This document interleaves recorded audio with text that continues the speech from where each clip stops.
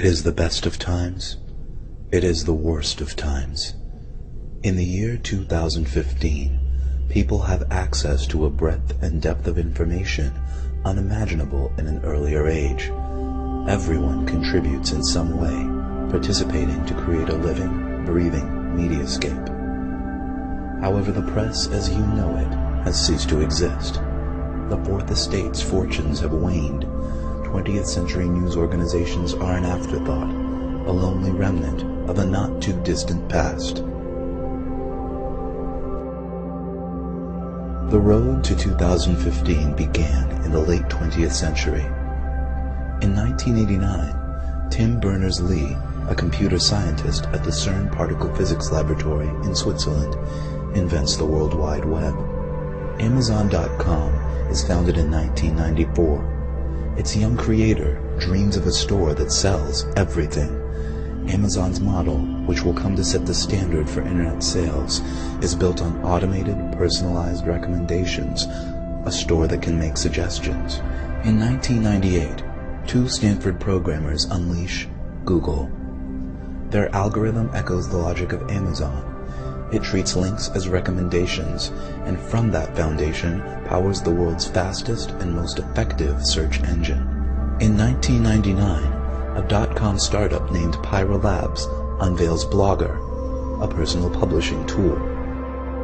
Friendster arrives on the scene in 2002, and hundreds of thousands of young people rush to populate it with an incredibly detailed catalog of their lives, their interests, and their social networks. Also in 2002, Google launches Google News, a portal featuring headlines and links to the stories of the minute. Journalism organizations cry foul.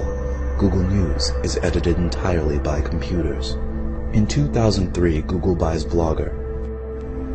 2004 would be remembered as the year that everything began.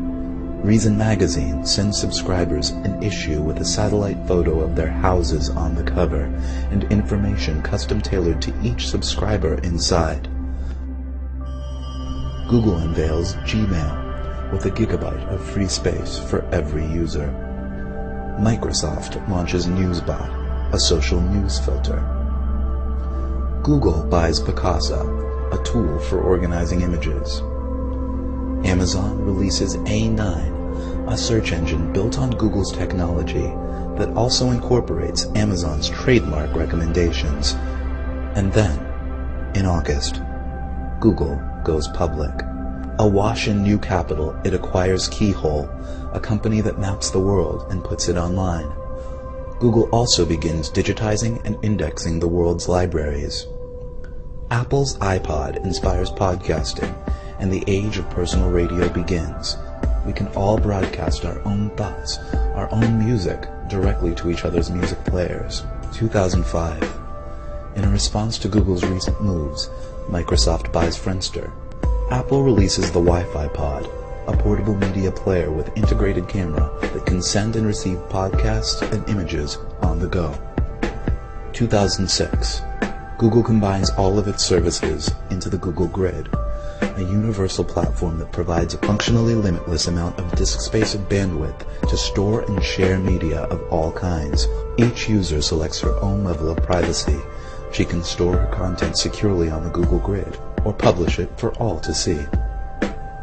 It has never been easier for people to make their lives part of the media landscape.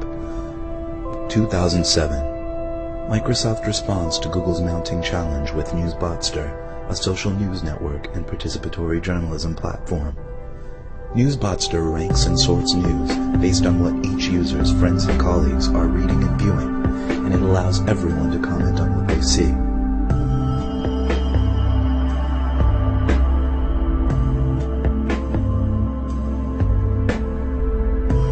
In 2008 sees the alliance that will challenge Microsoft's ambitions.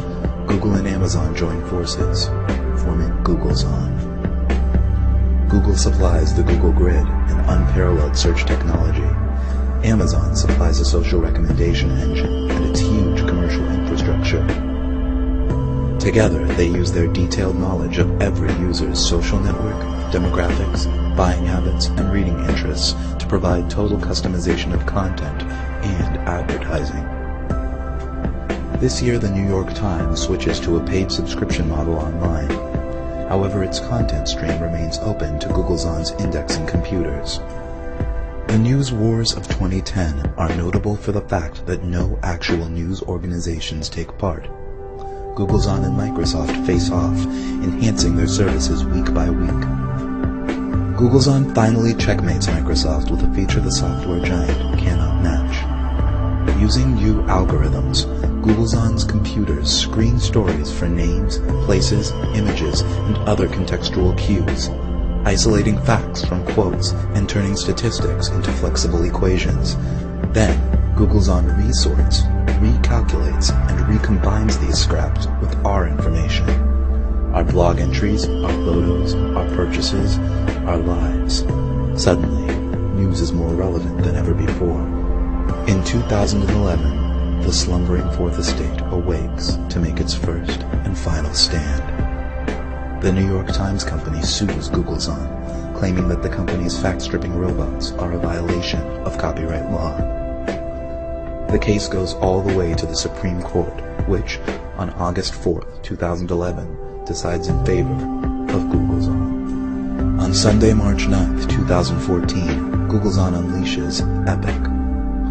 The evolving, personalized information construct is the system by which our sprawling, chaotic mediascape is filtered, ordered, and delivered. Everyone contributes, and many people get paid, a tiny cut of Googlezon's immense advertising revenue, proportional to the popularity of their contributions.